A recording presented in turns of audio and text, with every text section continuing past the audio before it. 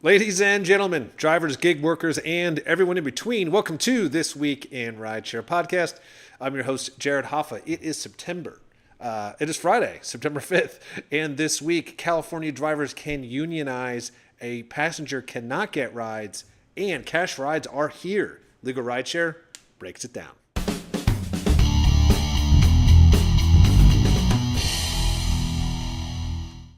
And from Legal Rideshare, I'm joined by the co-founder and lead attorney, Bryant Greeting. Bryant, happy Friday.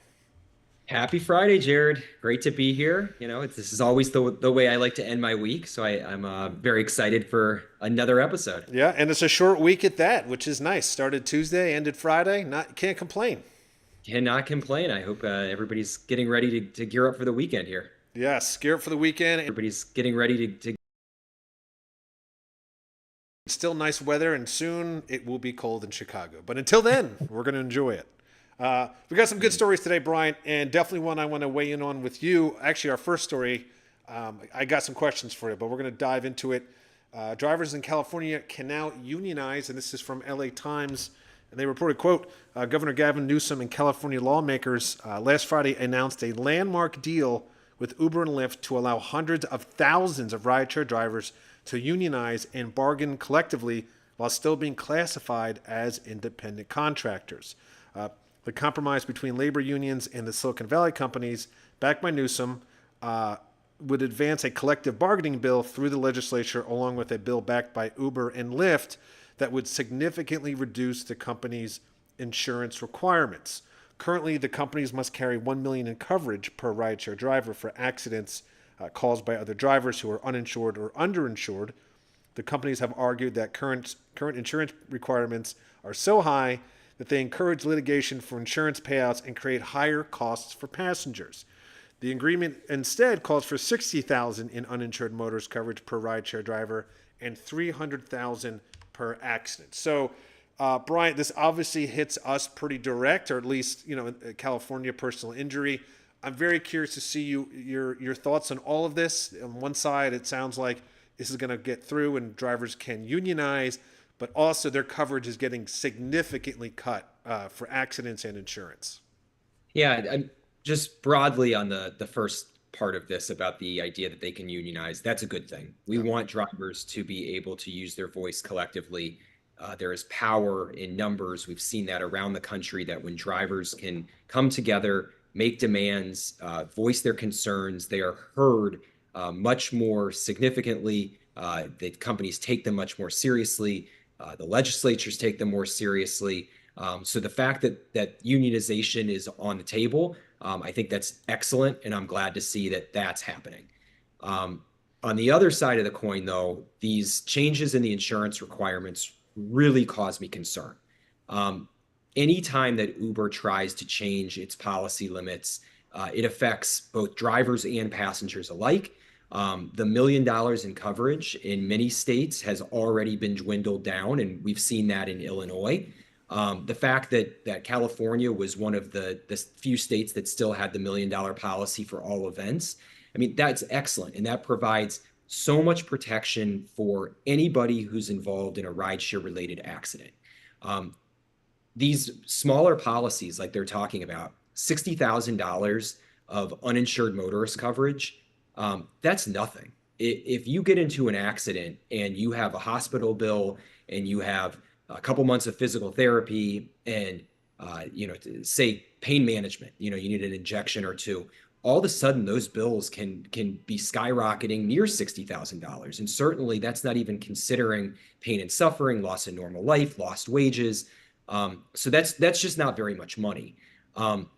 This $300,000 per accident, a lot of people are going to see that number and think, oh, wow, that's a lot of money. Well, what you need to understand is that that's for everybody who could be injured in that claim. So if you get hit by an uninsured driver and there's 5 people who are injured as a result of that event, well, that $300,000 has to be split up among those 5 people. All of a sudden, there is very limited funds to go around, especially if there's a serious injury. Uber is going to save a ton of money on its insurance premiums. This is all going back to their tort reform argument that they've been making for years. But at the end of the day, drivers in California and passengers are less protected due to these changes. So I am extremely critical. I don't think that it's appropriate, and I think that the legislature needs to look long and hard at these limits because they do not provide enough coverage. Yeah, I mean, this is going to be a situation, like you said. I'm glad you're clarifying what those numbers mean because, like you said, on paper it looks like wow, 300,000. That's more than enough to cover even medical bills. But like you said, five people, it's not. Um, it's. I think it's also going to be a concern for even firms wanting to help drivers. Then, right? I mean, they're going to look at it and go, this is you're not going to even make a dollar if we sign you on. So, I mean, what are I could just see a major ripple effect here where drivers are going to be really. I could just here where drivers are going to be really left out and not know what to do if they're involved in serious accidents. Yeah, law firms like ours are going to step up and represent drivers who need representation. At the end of the day, we want to maximize what we can get for the driver, and we want to put as much money in the driver's pocket as possible to compensate them for their damages, for things like the medical bills that they've incurred, the lost wages, the pain and suffering. But when you shrink the policy, it does limit what that driver can walk away with. I'll give you an example in Illinois. They've made the limits here $50,000. Well, if two people are injured in that uninsured motorist claim, that $50,000 split between two. I mean, we're talking about the cost of an ambulance bill, an ER visit, and maybe some physical therapy. That gets sucked up immediately. So there's just not much money to go around, and it's not so much are lawyers going to be willing to take the case, it's what's the client left with after all of these expenses are paid out.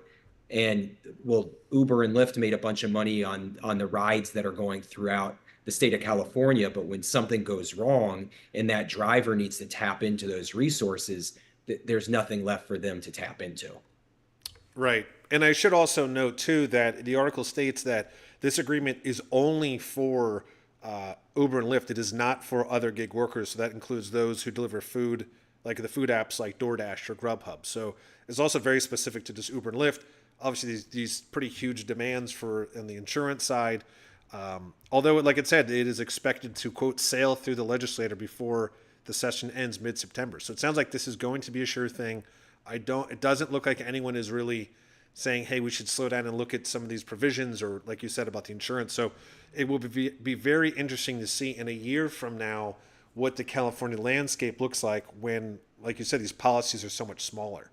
Yeah, you know what it'll look like? Just very briefly, let's take Yeah. a second.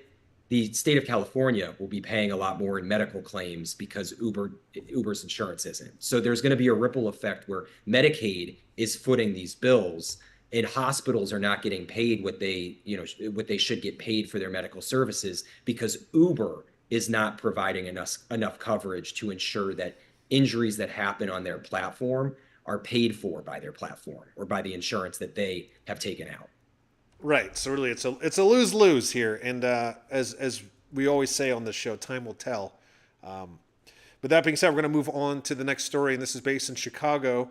A Chicago woman is struggling to get picked up by Uber or Lyft. This is from CBS News, and they reported, quote, Becca relies on Uber to get around, only she said it's nearly impossible to find a car that will pick her up where she can reach it.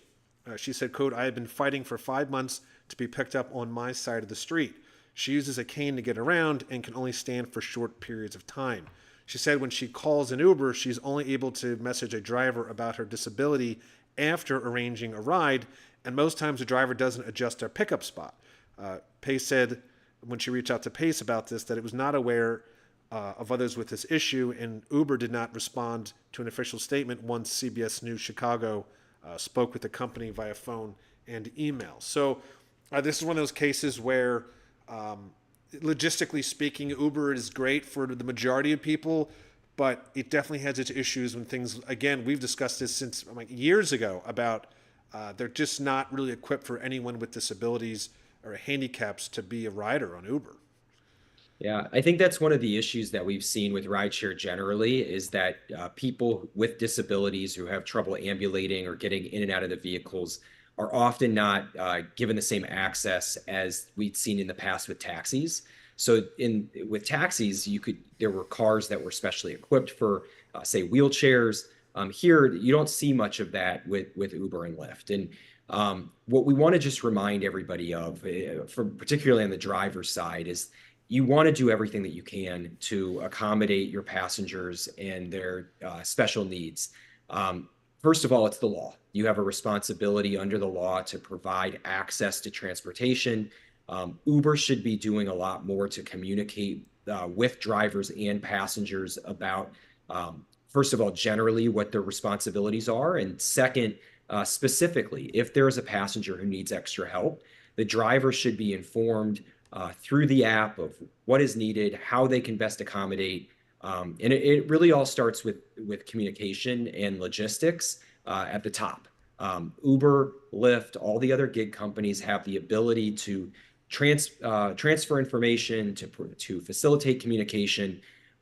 My guess is that 99% of the drivers who this individual has interacted with are not trying to be difficult, that they're not trying to stand in the way of her getting the ride that she needs, but just don't have the information, knowledge, resources to effectuate that ride in the best manner. So ultimately, we need better education, better communication, better logistics, and that starts at the top. Yeah, I mean, she says here, and I haven't used the app for this purpose, of course, but she says she's only able to message the driver after arranging a ride. And so this isn't just like you said, this is an issue where it's not like she can say ahead of time or an indicator that, hey, this is someone with a disability. So time is money for these drivers. And so when they're flying around trying to get rides and they find out later that this is a whole process to them that they weren't ready for, it's why they're canceling the rides. And I do wish Uber would do a better job of, I know how they're so, hiding everything into the last moment, but this would be really useful for both parties to be like, look, here's the situation here. Because she doesn't know who's picking her up, of course, and the driver doesn't know that she has a disability. And then it just becomes sort of this chaotic thing where, like she said, they just probably keep canceling on her. It's not a good use of the system for sure. Yeah, and like I said, it's on Uber to fix that problem and make sure that the drivers have the tools and resources that they need. And ultimately, every individual needs access to transportation and should have access to transportation. So the company needs to figure this out, because under the law, under the ADA, it's their job to facilitate rides and to make sure that these rides are done effectively and there's equal access to them. Right. Well said. And our final story today, which is a wild one. Riders can now pay with cash. And this is from San Francisco Chronicle, and they reported, quote, to use this feature, riders must confirm their account is verified in the account section of the app. And when requesting a trip, they can select cash under payment options. Uber recommends bringing smaller bills because drivers may not always carry change. If a rider overpays, the extra amount will be credited as Uber Cash to use on future rides or Uber Eats orders. If a fare isn't fully paid, the balance must be cleared in the app before another trip can be booked. Now, there are limits. Cash rides are not available between 11 p.m. and 6 a.m., and the option cannot be used for scheduled trips through Uber Reserve. I don't know, Brian. I mean, we've talked so much about carjacking and robberies, and this just screams trouble for these drivers. Yeah, I hate this. Yeah. I understand that not everybody has access to credit cards and debit cards and all that. I get it. But at the end of the day, we're trying to make this as safe as possible for the masses. And when we're bringing cash into the system, it puts drivers at risk, like you mentioned, for carjackings, robberies. There's all sorts of things that go wrong when people think that rideshare drivers might have cash on them. One of the greatest benefits of rideshare was that it removed that cash system that people think that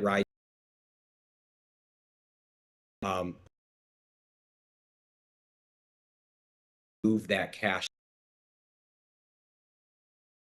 And I think that feature made rideshare safer than taxis were.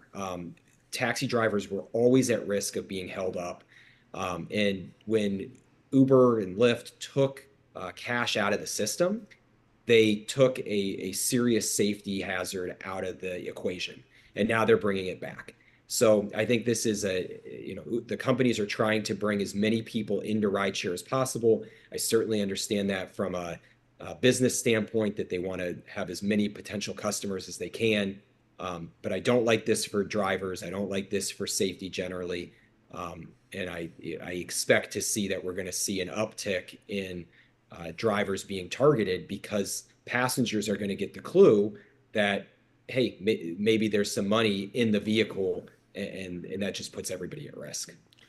Yeah, this is all, and maybe this is just a response to them trying to curb, you know, undisclosed cash rides. But I think it's actually just going to escalate that too.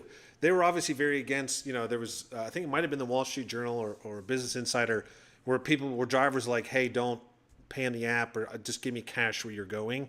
And maybe this is a way to respond to that. But now I think it's just going to escalate it, because now people are going to be like, well, you know, I don't have, you know, the $40, here's 20. And then the Uber driver is like, yeah, whatever, sure. And then it's just, or it's miscommunication where the driver's like, no, I'm not taking your cash. I don't want to because it's unsafe. The passenger's saying you have to. I don't know. I think this whole thing is going to explode into chaos in a very short amount of time. Yeah, I don't see any real benefit other than making rideshare more hazardous. And Yeah. why are we doing it? You know, that we're already seeing enough stories with drivers being targeted. Yeah, exactly. So I also don't know if this is just California. If someone knows, please let me know or let us know. And especially if I would love to hear from drivers, the process once this happens, because I think it's official now. So if anyone's going through this, I'd love to hear your thoughts and what you think of it, because, you know, we personally, I don't know, it does not seem like a good thing, but maybe we're wrong. That being said, that's the stories for the week. And as always, Brian, I will give you final say before we head into the weekend. Yeah, we always remind everybody that Legal Rideshare is available for free consultations. Should you ever find yourself injured on the job, whether it's a car accident, a slip and fall during a delivery, you name it, we can help you with that claim. We can make sure that you get compensated for your medical bills, lost wages, pain and suffering, any other damage that you sustain. Please contact us right away, as these cases do not get better with time. We want to collect evidence. We want to open up insurance claims, make sure we don't miss any deadlines, all that stuff. So contact us right away. We'd be happy to help. LegalRideshare.com has all of our contact information, and you can actually message us right through the website. So, reach out, and we'd be happy to help. Thank you, Brian. And as I like to say, that is the end of this week in Rideshare. See you next week.